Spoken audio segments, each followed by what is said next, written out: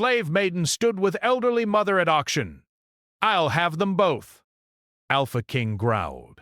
The morning sun was pale and weak over the city of Vaelthir, spilling through narrow alleys where the stones were blackened by smoke and frost.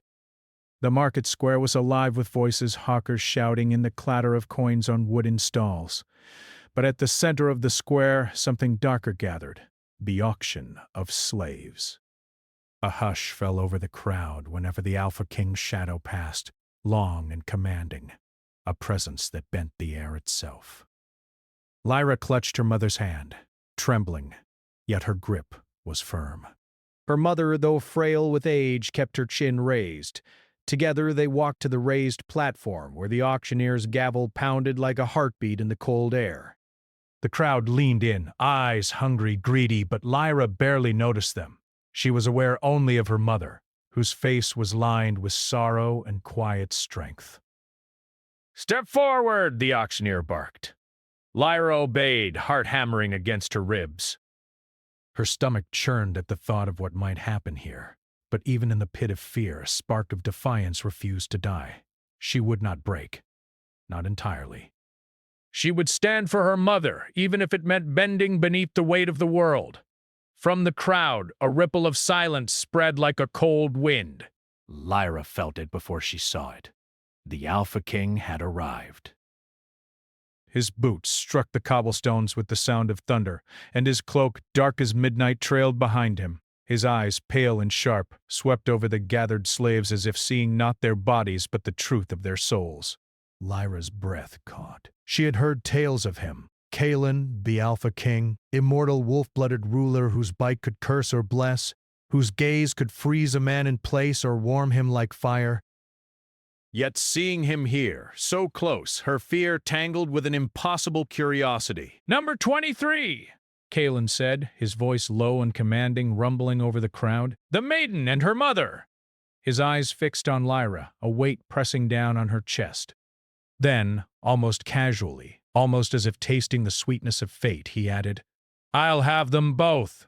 The auctioneer's gavel fell again. Murmurs surged through the crowd like waves, but Lyra's world narrowed to the sound of Kalen's words. He had chosen them.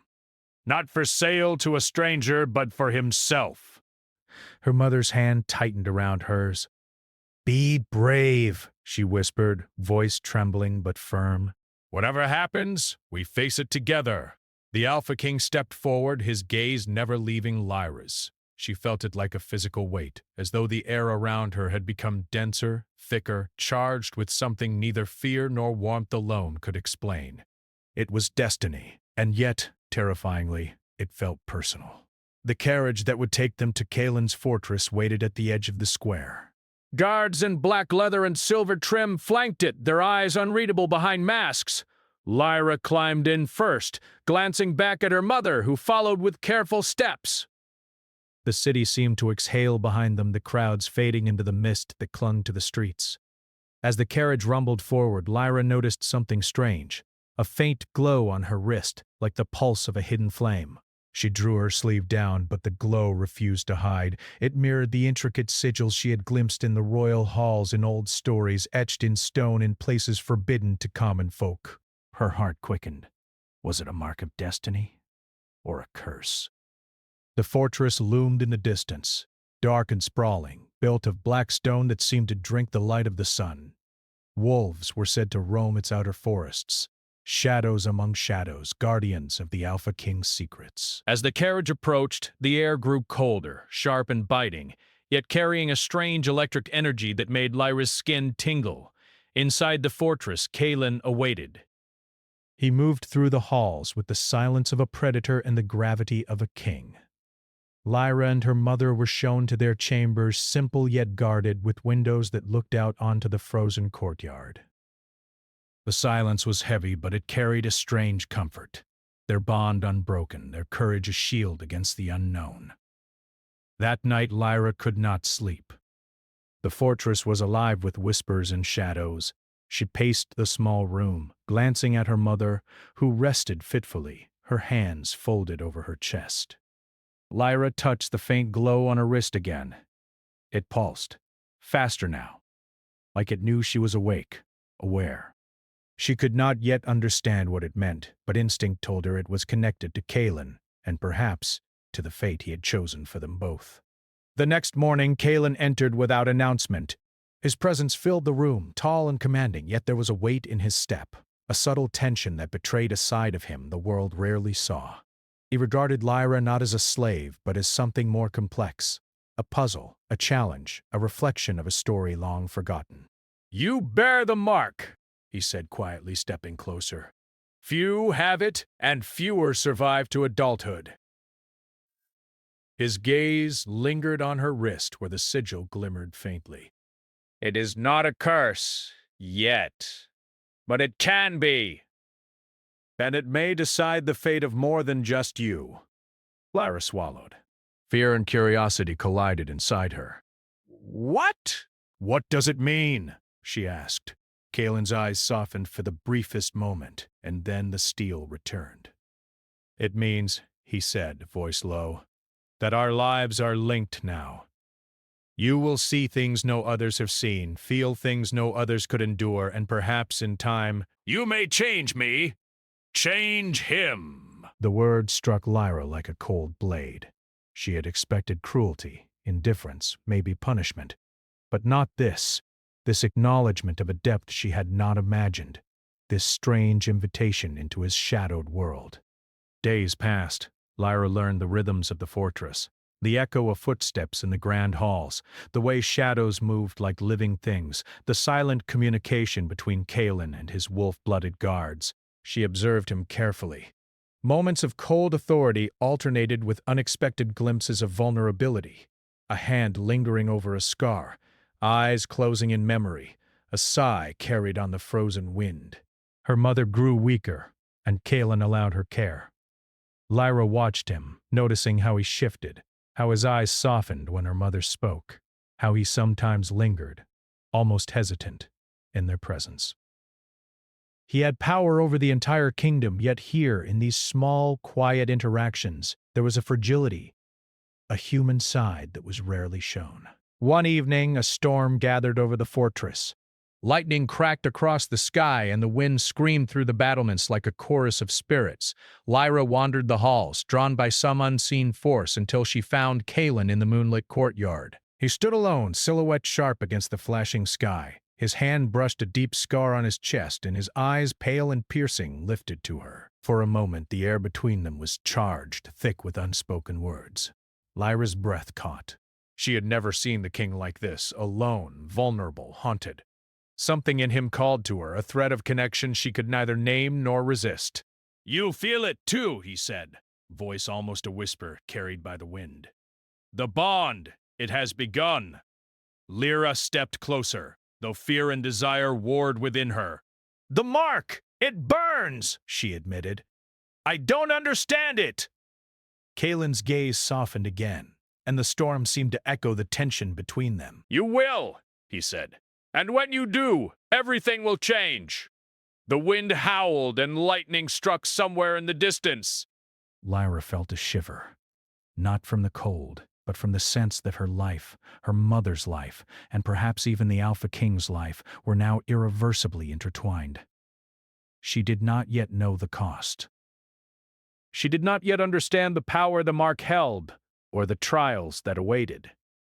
But one thing was certain. The world she had known, the world of survival and simple fear, was gone. In its place was a realm of shadows and destiny, of power and peril, of longing and unspoken promises.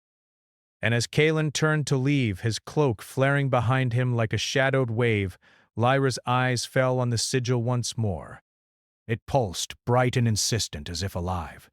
And in that moment she knew, whatever came next, nothing would ever be the same. The fortress doors closed with a resounding echo, sealing them within walls of stone and fate. Outside, the wind howled. Inside, hearts beat fast, and somewhere deep in the dark corridors the stirrings of destiny whispered. The fortress of Kalen stretched high into the sky, dark stones etched with frost and shadows. Its walls were thick, and its towers seemed to pierce the clouds. Within, silence was not emptiness but presence, Every corridor held the weight of history. Every shadow whispered secrets. Lyra walked through these halls, her mother at her side, feeling as if the stones themselves were watching. Kalen followed silently, not walking directly behind them but always near, a shadow that never left their edges. He did not speak much, yet his presence was a command that required acknowledgement. The guards, wolf-blooded men and women with eyes like frozen steel, flanked them wherever they went. Each step Lyra took reminded her that she was no longer merely a slave in the market square. She was inside the den of a predator who held power over life itself. Their rooms were simple but warm, a small comfort in the vast fortress. Lyra's mother rested, yet fatigue clung to her like a shadow, and Lyra could see the worry in her eyes. She wanted to promise her mother that all would be well, but even as she tried, the echo of Kalen's pale, commanding gaze haunted her. "You will eat!" Kalen said one evening, appearing at the doorway without warning. His cloak brushed the floor like a shadow sliding across stone. "And you will follow the rules. The fortress has its order, and you are now within it." Lyra bowed her head, the words simple but full of obedience. Her heart was a mix of fear and curiosity. There was danger here, yes, but also something else. Something in the way he watched her, in the careful control of his tone. It was as if he measured her, not just her body, but her courage, her heart, and her mind. The first meal in the great hall was an experience she would not forget. Torches flickered along the walls, throwing shadows that danced like spirits. Wolves prowled the edges of the courtyard outside, their eyes reflecting the firelight. Kalen sat at the head of the hall, and Lyra felt a cold thrill as she and her mother took their place before him. His eyes never left her, even when conversation swirled around her like a current of noise. "You are quiet," he said finally, his voice low, carrying both observation and command. "Do you fear me?" Lyra lifted her chin. "I do not fear you," she said, though her voice trembled slightly. She would not show weakness. Not here, not now. Not when her mother's life depended on her courage. Kalen's gaze lingered, sharp and precise, like ice cutting stone. "Interesting," he murmured. "Most would break immediately. Most would beg. You resist. Resist." The word tasted strange on her tongue. She had never thought of herself as strong. Yet here, in the shadow of a king, she felt a quiet fire in her chest. Perhaps it was the bond, the sigil on her wrist, that made her pulse faster when he was near. Perhaps it was simply survival. Or perhaps it was something neither of them yet understood. Days turned into weeks. Lyra and her mother adapted to life in the fortress, but it was never easy. The walls were beautiful in a cold, forbidding way, but they carried weight. Kalen's wolf-blooded guards watched everything, their loyalty absolute, and Kalen himself was a presence that could not be ignored. He offered no kindness, yet no cruelty either. He simply observed, tested, and sometimes in the quietest moments revealed glimpses of what lay beneath the cold exterior. One night Lyra wandered the halls alone, drawn by a strange energy she could not name. The sigil on her wrist pulsed faintly, warm against her skin, and she felt it pulling her toward the throne room. She entered to find Kalen standing in the moonlight, the silver of the moon highlighting the angles of his face. "You feel it," he said, his voice almost a whisper, carrying across the empty hall. "The bond! It is stronger now! You cannot deny it!" Lyra's heart pounded. I do not understand it." Kalen's eyes softened, just for a moment. "You will. And when you do, it will change everything. For both of us." She looked at him, searching for something she could not name. "Fear? Danger?" Or something else entirely, something that felt like connection but carried the weight of destiny. As they spoke, a servant appeared, bowing low. "Forgive the interruption, my king. There is news from the northern forests." Kalen's expression hardened. He turned, long cloak sweeping the floor, and motioned for Lyra to follow. In the great hall, maps and reports awaited him, detailing rebel movements, threats to his rule and rumors of old curses stirring in distant lands. Lyra watched him study the papers, noting the way his hand traced over certain words, his eyes narrowing with concentration. He was not just a king, he was a strategist, a protector, and, she realized slowly, a man carrying a burden few could understand. "You see," he said finally, turning to her, "even a king is bound by forces he cannot control, and yet he must act. Just as you are bound, though you do not yet understand how or why." Lyra's mind whirled. She had been taken from the auction to a world far beyond her understanding, and yet, even in fear, there was a strange comfort. Kaelin did not ask blind obedience.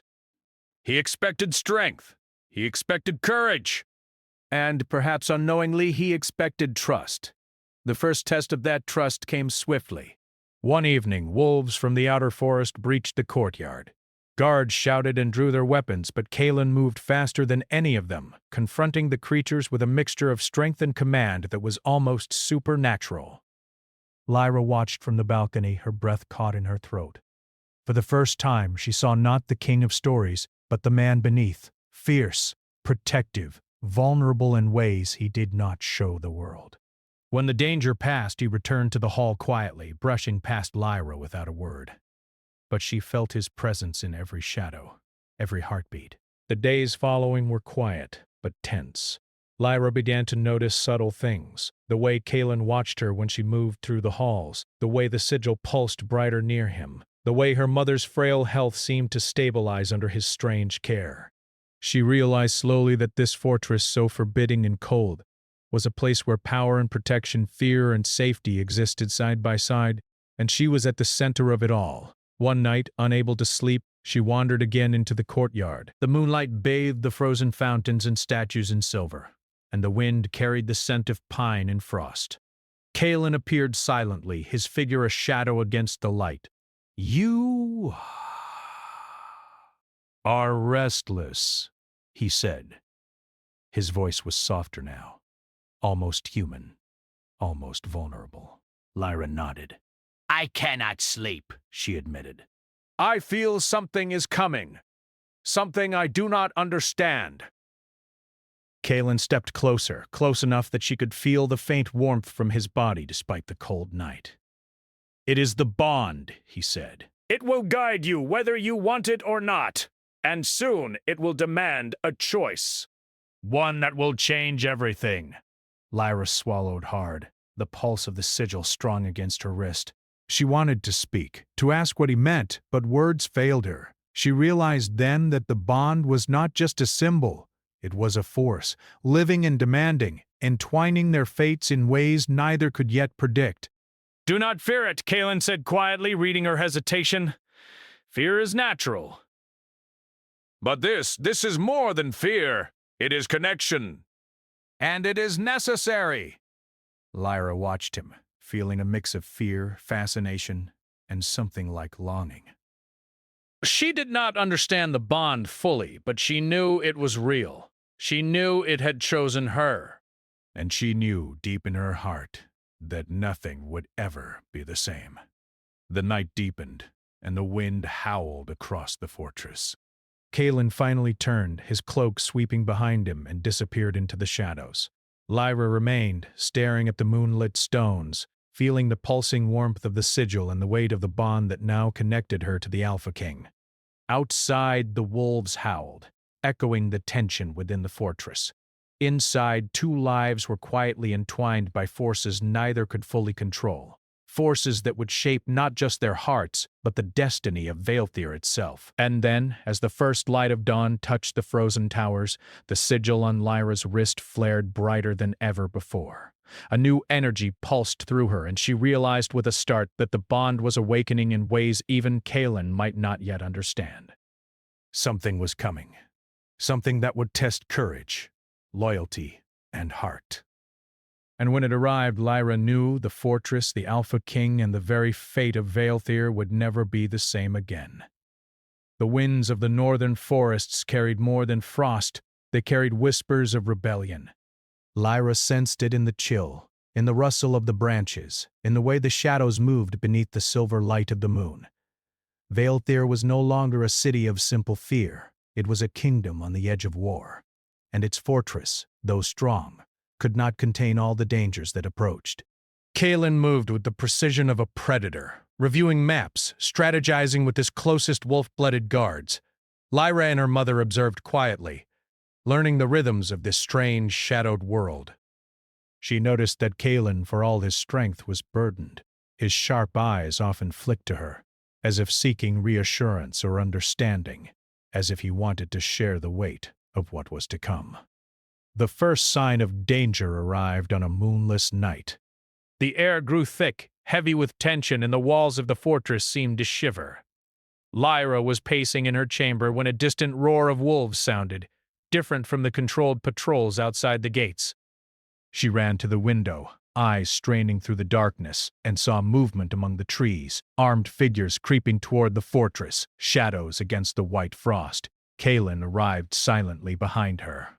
His presence was a calm in the storm, yet the sharpness in his eyes warned of the storm to come. "They have come!" he said. Voice low but steady. "Rebels! They want something only you and your mother can give!" Lyra turned to him, confusion and fear tangled in her chest. "Why us? Why would anyone want us?" Kaelin's expression was unreadable. "Because of the bond. Because of the sigil. Because your blood carries a power that others will kill to control." Fear gripped her heart. She had always known the mark was strange, different, but she had never imagined it could make them targets. Her mother's hand found hers, trembling slightly, and Lyra squeezed it, grounding herself in the one familiar thing in this strange world. The fortress erupted into controlled chaos. Guards ran through the halls, shouting orders. Torches were lit in the towers, casting shadows that danced like ghosts. Kaelin moved through it all like a shadow himself, commanding, calculating, protecting. Lyra and her mother were led to the inner sanctum, a room of stone and silence designed to withstand any siege. But the rebels were clever. They found a hidden passage in the outer wall, slipping through the frost-covered stones with skill that even the fortress's defenses could not immediately detect. Lyra's mother gasped as the first intruders breached the chamber. "Stay behind me," Kaelin said, stepping forward. His hands, pale and strong, traced gestures in the air, ancient signs of power she had not yet understood. Shadows shifted and bent at his will, holding back the attackers for moments that felt like hours. Lyra watched him, a mixture of fear, awe, and something she did not want to name stirring in her chest. This man, feared by all, moved not just with authority, but with a vulnerability she could not ignore. He risked himself for them, not out of duty alone, but because something in him demanded it. The rebels were relentless. They had not come only for the fortress. They had come for her mother, for the sigil that bound her to Kaelin. One of the intruders lunged forward, and Kaelin's power flared. Shadows surged around him like living things, pushing back the attackers with a force that was both terrifying and beautiful. Lyra felt the sigil burn on her wrist. Heat spread through her veins, warmth and energy that she had never felt before. She reached out instinctively, placing her hand over the glowing mark, and felt a shock of power that connected her to Kaelin. It was more than fear, more than magic. It was connection, a pulse strong and urgent that seemed to say, "We are linked. Together we are stronger." With a roar that shook the walls, Kaelin pushed the rebels back, their shadows scattering like mist before a storm. Yet even as the attackers fled, Lyra realized something that froze her blood. The rebellion had been planned with knowledge of the fortress's defenses. Someone from inside had betrayed them. Kaelin's gaze hardened. "Someone knows the bond," he said quietly, almost to himself. "Someone knows the mark, and they will not stop until they take it from you." Lyra's heart sank. She had survived the auction, the fortress, and the storm of her new life, but now she understood the cost of the power that had chosen her. She looked at Kaelin, his cloak dark against the moonlight, his eyes pale and sharp. He was strong, yes, but even he could not fight what he did not see coming. That night, as the fortress recovered from the attack, Kaelin called Lyra to the inner courtyard. The moonlight was soft silver, washing over the frozen fountains and statues. He stood tall, a figure of authority and mystery, yet his eyes held something she had rarely seen. Doubt. Vulnerability. Fear for her. "You have the power to save more than yourself," he said, voice low. "The bond is not just a link between us. It is a key. A key to breaking a curse that has plagued my family for centuries. But to use it, you must choose." Lyra's hands trembled. "Choose what?" "To trust me," Kalen said. "To accept what is coming. To risk your heart and your life to save more than just yourself and your mother. The choice is yours, but know this. Every path carries sacrifice. Every step changes everything." The wind blew across the courtyard, icy and sharp. Lyra felt the pulse of the sigil stronger than ever and understood that this bond was not passive. It demanded action, courage, and faith. She began, but words failed. Fear and hope clashed in her chest, and she realized she could not make this decision alone. She needed guidance, strength, and the trust she had never given to anyone. Yet looking at Kalen, she sensed that he too was relying on her courage, on her willingness to embrace what they shared. The next days were a blur of preparation. Kalen trained her quietly, teaching her how to call on the power of the sigil, how to focus it, how to use it not as a weapon of destruction but as a shield. Lyra discovered strength she had never known. Her hands could summon sparks of light and warmth, the glow of her mark expanding with her will. Each moment with Kalen was a mixture of tension, learning, and unspoken emotion, the bond between them growing stronger, more urgent, more undeniable. Then came the moment that would change everything. A messenger arrived with news from the northern forests. The rebels had gathered larger forces, moving swiftly, and had captured villagers loyal to Kalen. Among them were those who carried fragments of the ancient curse, knowledge that could turn the tide against the Alpha King if wielded correctly. Kalen's jaw tightened. "They will use them to lure us into the open," he said, "and they will use you to break me." Lyra's mother stepped forward, frail yet determined. "I do not care for myself," she said, voice firm. "Protect the children. Protect the bond. Do not let them take what is yours." Lyra looked at her mother, then at Kalen. The bond pulsed between them, warm and demanding. She understood then that survival required more than courage. It required choice. She could hide, she could flee, she could resist, or she could step forward, embrace the bond fully, and face the danger head-on. The choice was hers, and it was terrifying. Kalen placed a hand over hers. The warmth was immediate, grounding, anchoring her fear. "Whatever comes," he said, "we face it together. The bond does not falter, and neither will I." Lyra felt tears prick at her eyes, a mixture of fear and awe. She had survived auctions, fortress walls, and shadowed threats. But this was something far greater. This was destiny calling, demanding action, demanding courage, demanding trust. The rebels would strike soon. The fortress could hold them for only so long. And the bond, the mark, the sigil, the pulse of power was awakening in ways neither she nor Kalen fully understood. As night fell, the wind carried the scent of smoke and frost. Lyra stood at the balcony, her hand over the glowing sigil, Kalen at her side. She felt the pulse, the energy, the connection.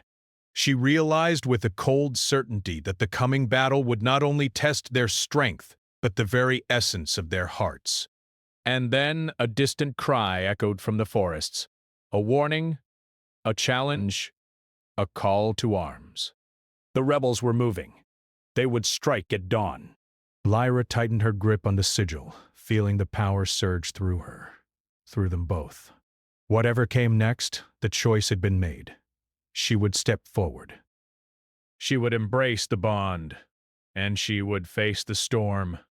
The first light of dawn spilled over the frozen towers of Kalen's fortress, painting the stone in pale silver. The northern forest shivered under the cold wind, and from within the pulse of the sigil on Lyra's wrist flared with urgent energy.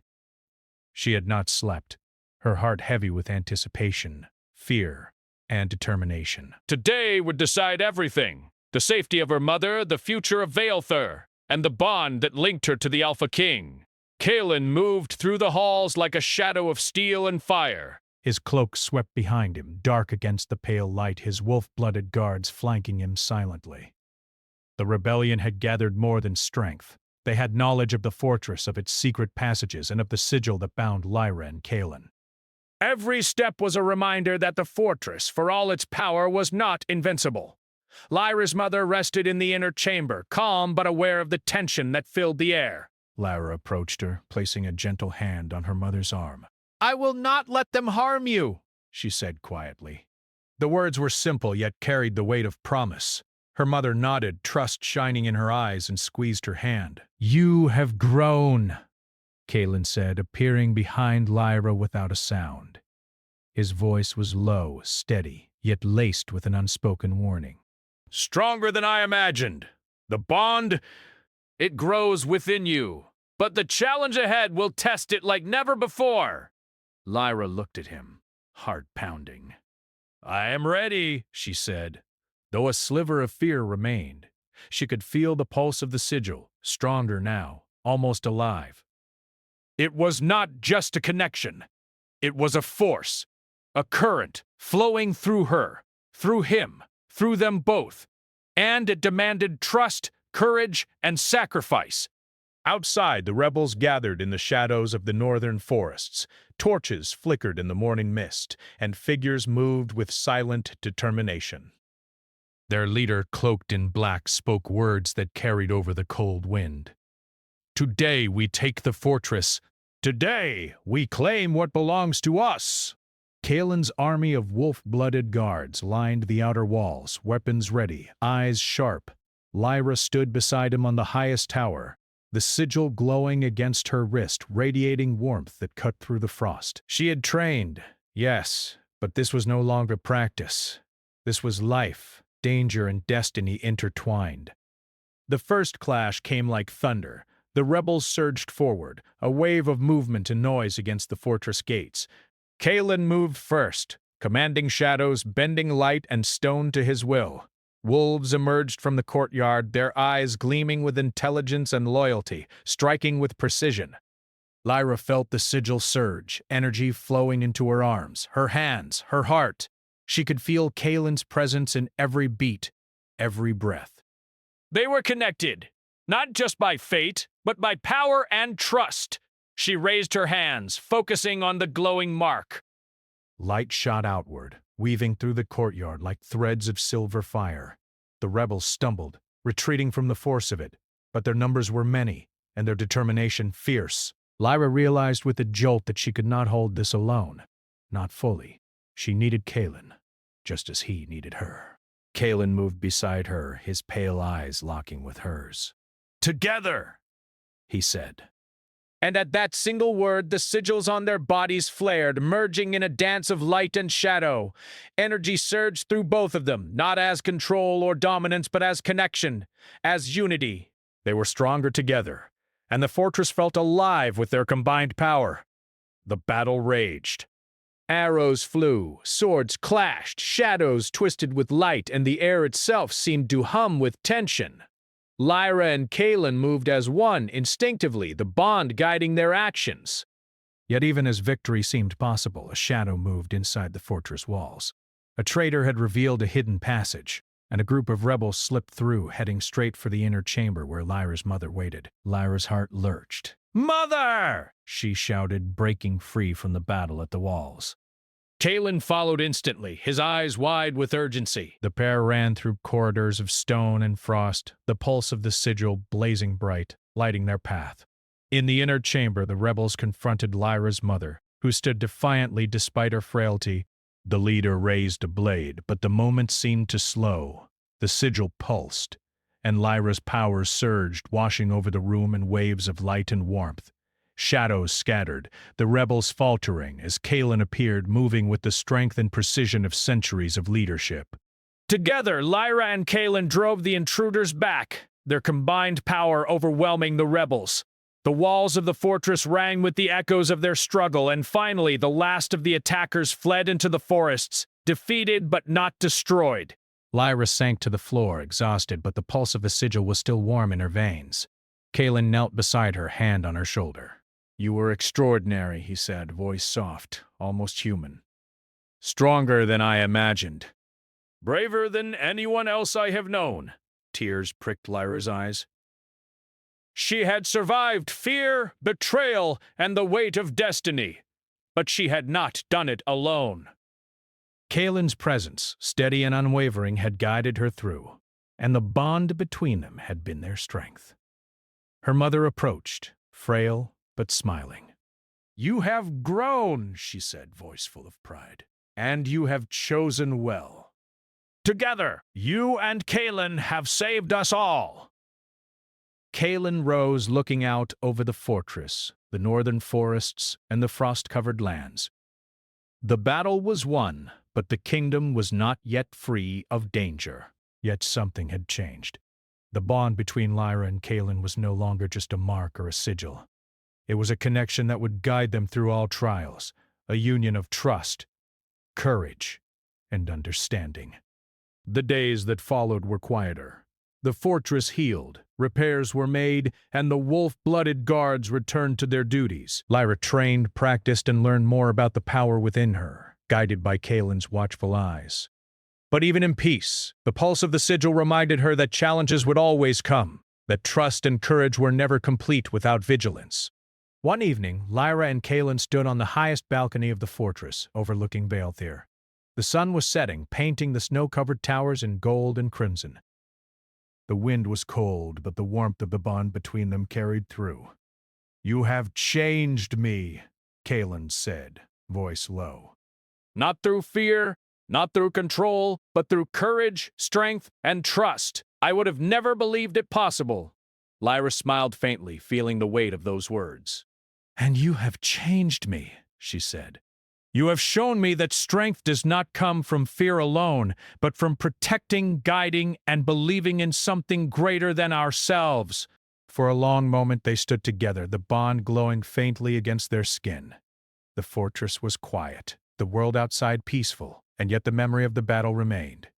A reminder of what they had survived and what they could endure together.